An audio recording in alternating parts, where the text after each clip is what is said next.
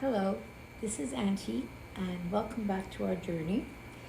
The subject of the journey of today is metamorphosis. What is metamorphosis? Metamorphosis is the realization that something is not good, not right for you, or for people that you care about. So you got to look at what it is that you're addressing. And once you have the identification of it, which would be the awareness of what that is, then the next step would be choices. Many behaviors are driven by good choices and bad choices. The goal would be to take the bad choices and modify them in a way that takes you to a better choice, which takes you to the next level, which is change, actual change. In answer to a thought of question is definitely yes, you have to be aware of what that is, what it is that is you feel needs to be addressed. And yes, you have to learn to make better choices or different choices, however it goes, but choices have to be addressed.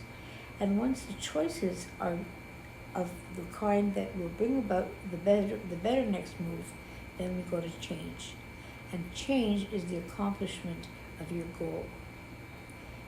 That is the next identification and identity for metamorphosis, which is achieving the goal that you want to achieve in that process. That's beautiful, Auntie. That's really, It's for understanding metamorphosis is about recognizing that you need to change and then putting in the steps in order to actually create that change. Yeah.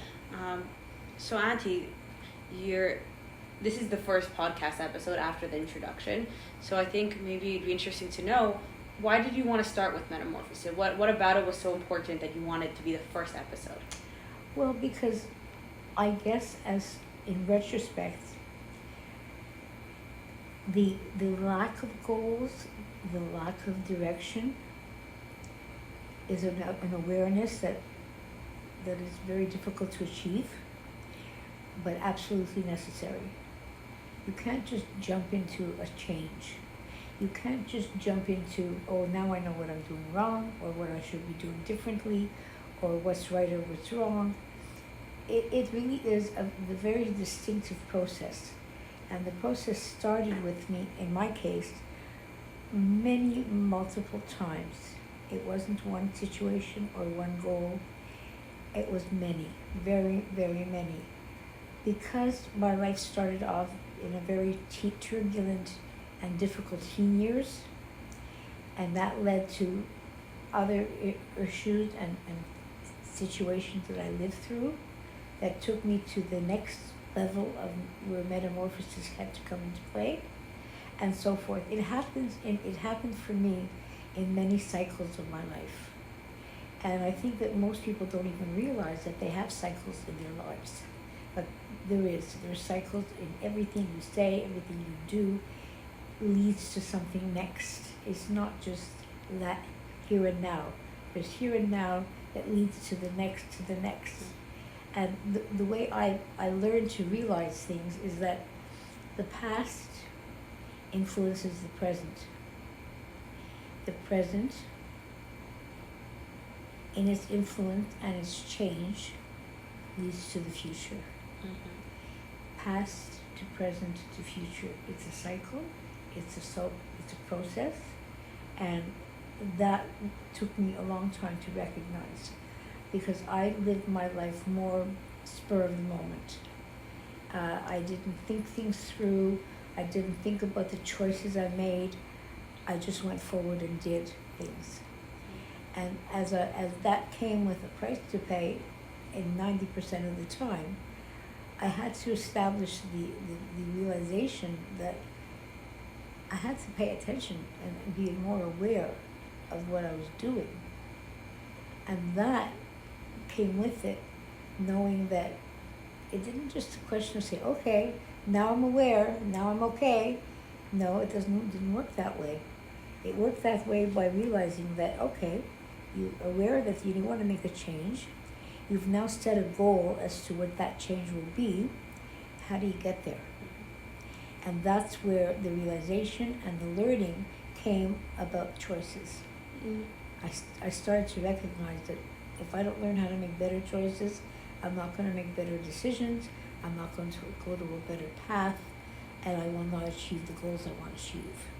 So it sounds like you're pulling a lot from personal experiences and what you've gone through in your life that has led you to metamorphosis and to create change. And I think it's something you talk about a lot. In what you just said was an awareness of making change. But I think for a lot of people, even that first step is difficult. So how did you come to even recognize or have an awareness that change was needed, and what can people do for themselves to maybe start to become aware that they need change?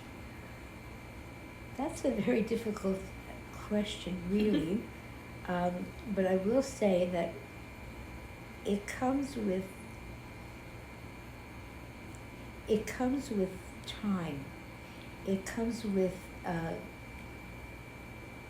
paying price for a lack of awareness of what you're doing to yourself, to other people, to situations. And it's only when you're there's a consequence involved that helps you identify that, hey, but that's not going very well, is it?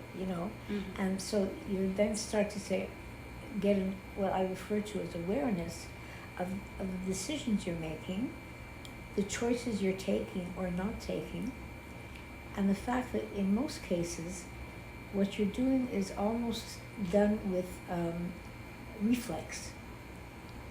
You're not making choices, you're just doing it. It's the way you're used to doing things, and so that's how you do it. That being said, that is not an awareness factor whatsoever. And I don't think in many of these cases that I'm referring to, it's not even a conscious thing, the awareness part. In answer to your question, sometimes it's just consequential to what you're doing and what consequence it brings. Okay. Once you discover that, then you become a lot more aware of what needs to be done next. Well, I would also argue that there is also a lot of people who are aware of the choices, the active choices that they're making and the negative ways it might be impacting their life, yet they are too scared to make the changes. What would you say to those people who are possibly too scared to make those changes? Well, I think the key point in that situation is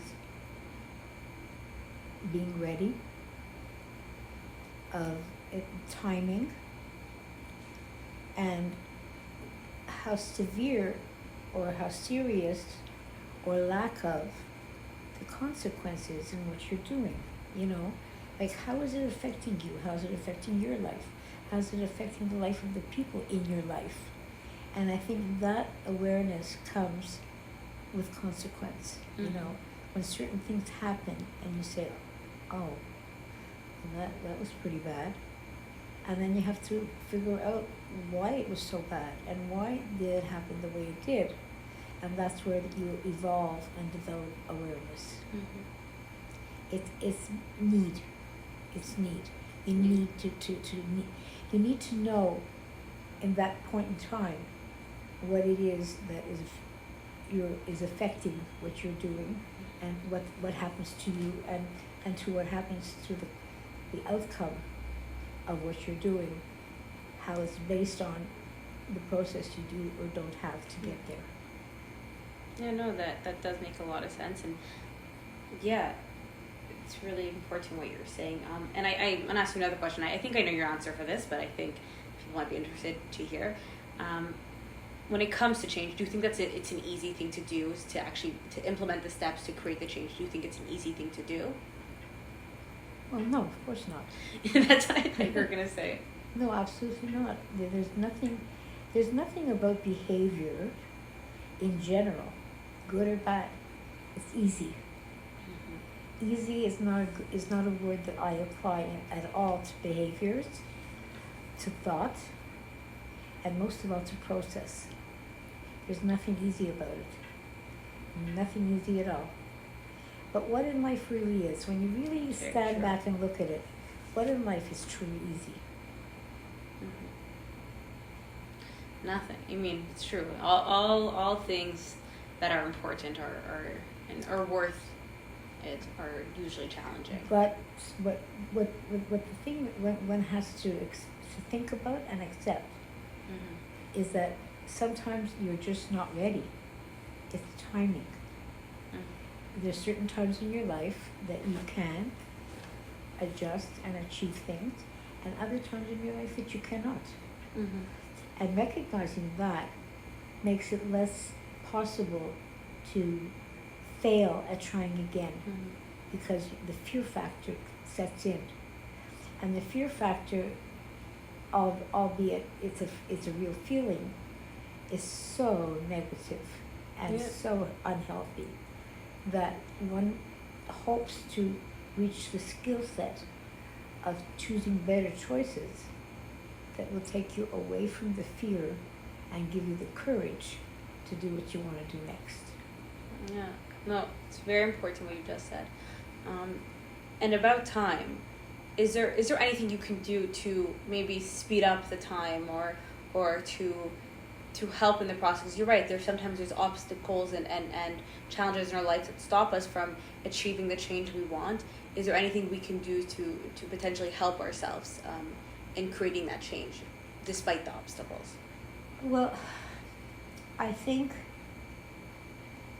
it's a skill set. It's something that you learn and you teach how it works for you.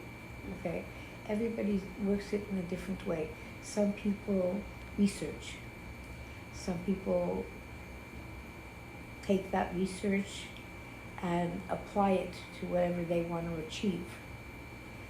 Then there's also acknowledgement, is the realization and the acceptance of wherein acts the lot, what it is that you want to work for. Now, at times, there's external influence, and that is, in my experience, external has very little positivity to it. People cannot get you to do what you don't want to do. Goals don't get you to do what you don't want to do. Nothing can force you to do anything, and you have to come to the point, or you should come to the point, that it comes from within inside. It comes with who you are at that time, and inside of yourself is the motivation and is the source. At times, it's just not the right time. At other times, it was the right time and you missed it. At times, it's just your goal is something you're not able, or you think you want to achieve it and you really don't. So it's a very large learning curve. And I think that's the big one. That's the real, is learning that there's nothing simple about this. No. And the fact that you fail one time doesn't mean you're going to fail 2 and 10 times. Accepting failure is equally as important in a way as success. And someone once said something to me that I found to be very cruel, and it was.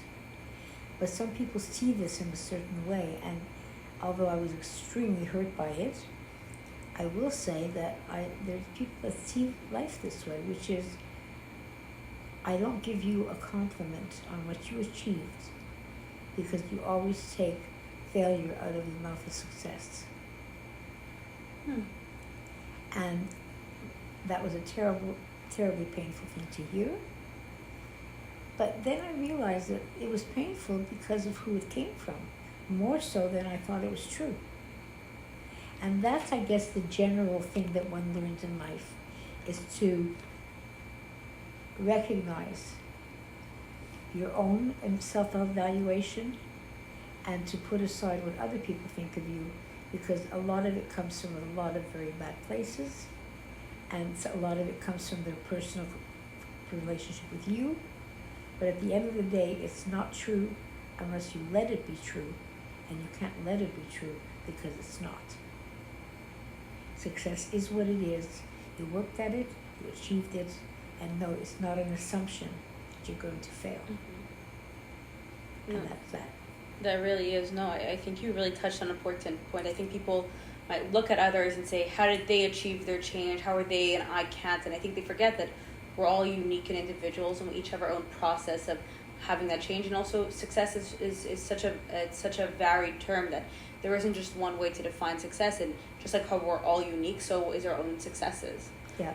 Which I think is what you were trying to touch on. And I think there's that.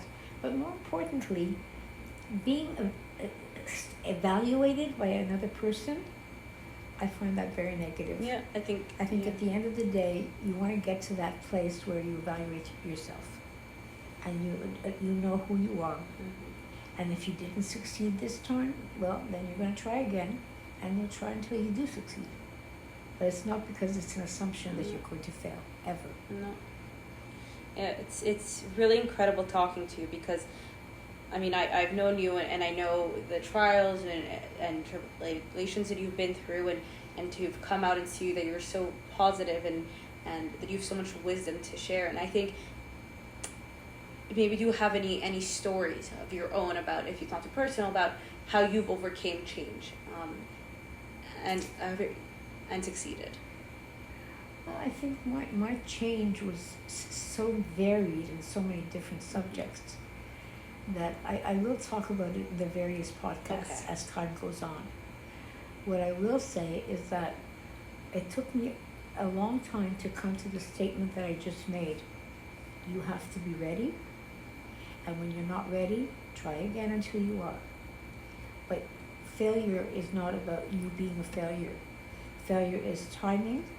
Failure is what you can and cannot achieve at that time in your phase of your life. And when you get to that knowledge, you're able to achieve metamorphosis. Wow. I think you just shared a really important message. Well, I look forward to the rest of our podcast and the journey we're going to take.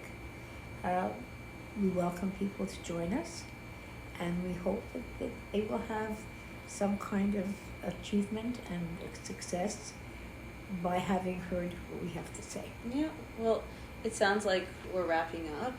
Is there any final things you'd like to say before we finish?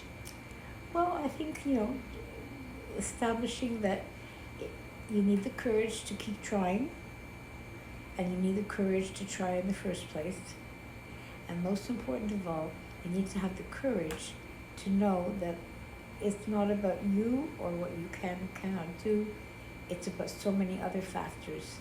And that being said, ultimately you will succeed to achieve your goal. Amazing. Well, thank you so much, Auntie, and I guess they'll have to tune back next week. Well, the topic for next week will be Phoenix.